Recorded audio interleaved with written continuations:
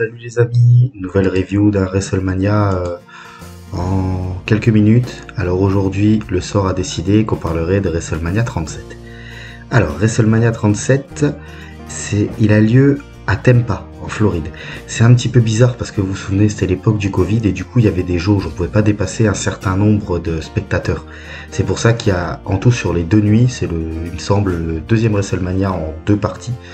Il y a seulement, en temps normal, ça aurait été un petit nombre, mais là, avec le contexte, c'est pas mal. 51 350 personnes. Voilà. Alors, c'est un WrestleMania, j'ai regardé un petit peu, j'ai repris quelques matchs. Moi, j'ai pas un souvenir immense de ce WrestleMania-là. Il me semble que c'est le WrestleMania où il y avait eu des soucis au tout début de la diffusion, des problèmes de satellite, il me semble. Moi, franchement, j'ai eu un petit peu de mal à vous trouver des matchs sympas à regarder, parce que soit l'affiche, moi, elle était dans mes souvenirs, elle a complètement disparu. Soit, pour moi, c'était pas le plus pertinent.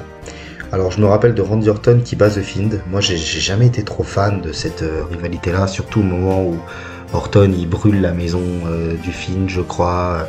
Il y a les histoires de diapos sur le ring. Moi, c'est pas une rivalité qui m'accroche plus que ça. Roman Reigns qui bat Edge et Daniel Bryan, ça dure 21 minutes. C'est un triple threat, allez-y. Il y a Bad Bunny et Damien Priest qui bat John Morrison et The Miz. J'ai toujours été un ardent défenseur du travail de Bad Bunny dans le ring. Pour un mec qui n'a jamais été catcheur et qui n'avait pas la prétention d'être catcheur, il fait quand même quelque chose d'assez sympa.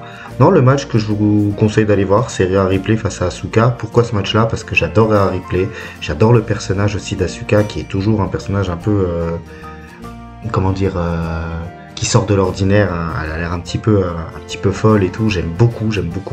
Donc allez voir ce match, ça dure même pas 14 minutes, c'est sympa. Et puis Rhea Ripley, quand on voit ce qu'elle est devenue aujourd'hui et qu'elle est peut-être l'une des plus grosses têtes d'affiche de la WWE, c'est super. Voilà. À noter aussi quand même, je termine avant qu'on me le dise, c'est aussi la première fois que les femmes ont été en main event de la nuit 1. Avec Bianca Belair face à Sasha Banks. Voilà, et les amis, je vous remercie, je vous dis à bientôt, et on se retrouve très vite. Salut!